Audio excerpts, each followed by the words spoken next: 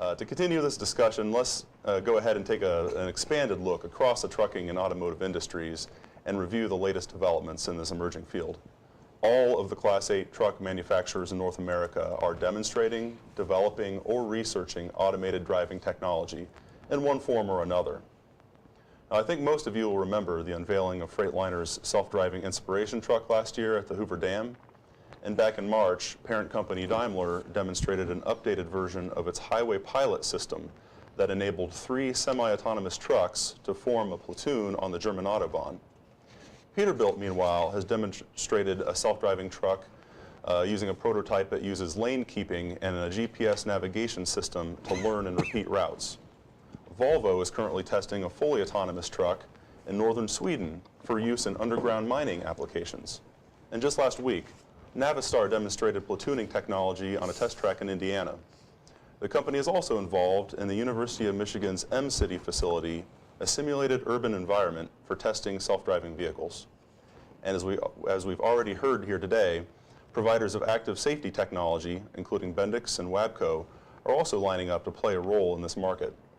At the same time, component suppliers such as ZF and Bosch have been developing automated steering systems and sensor technologies to support self-driving vehicles. Now, I saw some of these technologies firsthand earlier this year at ZF's global press event in Germany. The company demonstrated its evasive maneuver assist system designed to help drivers steer around a vehicle or obstruction in situations where the truck can't avoid a forward collision through braking alone. I also rode along in a ZF concept truck that showcased the company's highway driving assist function on a test track.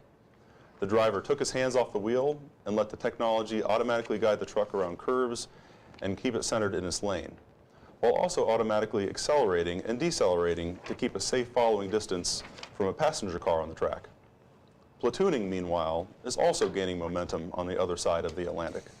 Earlier this year, 6 different truck manufacturers participated in the European Truck Platooning Challenge, where heavy trucks traveled in platoons on public roads in Sweden, Denmark, Germany, and Belgium before arriving at their destination in the Netherlands. That event, initiated by the Dutch government, was organized to show that platooning is possible and bring the technology a step closer to implementation. And as you heard earlier from Fred, many of the key building blocks of autonomous driving are already on trucks today. Active safety systems already incorporate automatic emergency braking to prevent crashes or reduce their severity. Adaptive cruise control can automatically adjust both braking and acceleration to maintain a safe following distance. We also have lane departure warnings. And the next step would be to add an automated steering function to turn those lane departure warnings into a lane keeping system. And really, you can even think of the proliferation of automated transmissions as part of this overall trend toward automating the driving process, in this case, shifting. So we're already into the early stages of this evolution, and we have been for a while. And we see the same thing happening in passenger cars. So just take a moment to think about the car commercials you're seeing on TV these days. What are they advertising? What are the selling points? More and more, car makers are promoting driver assist safety features, such as automatic emergency forward braking. And now we're also seeing them promote lane keeping assistance, which brings a limited active steering component into the mix.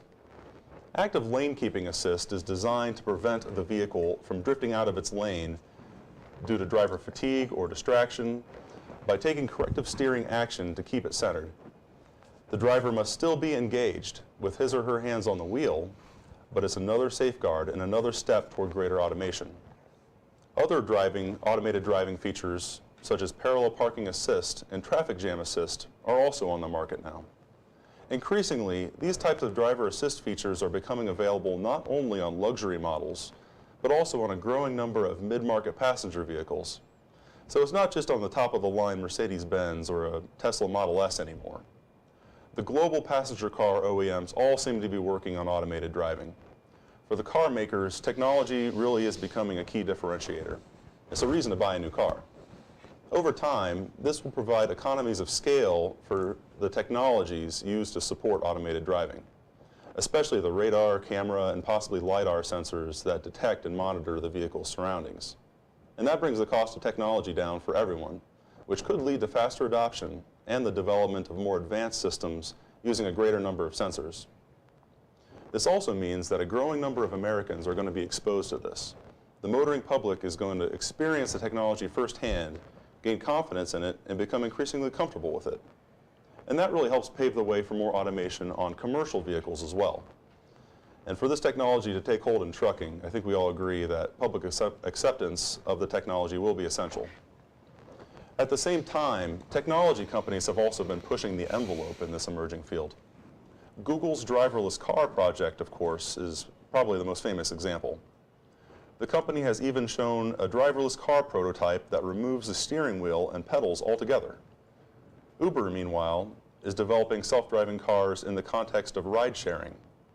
The company recently began allowing users to summon self-driving cars in Pittsburgh, although those cars still have a human in the driver's seat to monitor the vehicle. And Uber also recently jumped into the automated driving market for commercial vehicles through its acquisition of Otto, a startup founded by former Google engineers, which has been working to develop self-driving aftermarket kits for trucks. In another recent development, Mobileye and Delphi announced an agreement to develop a fully autonomous driving platform that they hope to have ready for production in 2019. So when you really consider all of this activity, it's quite evident that this pursuit of automated driving and driver assist technologies is the clear direction of the car and truck manufacturers and their suppliers.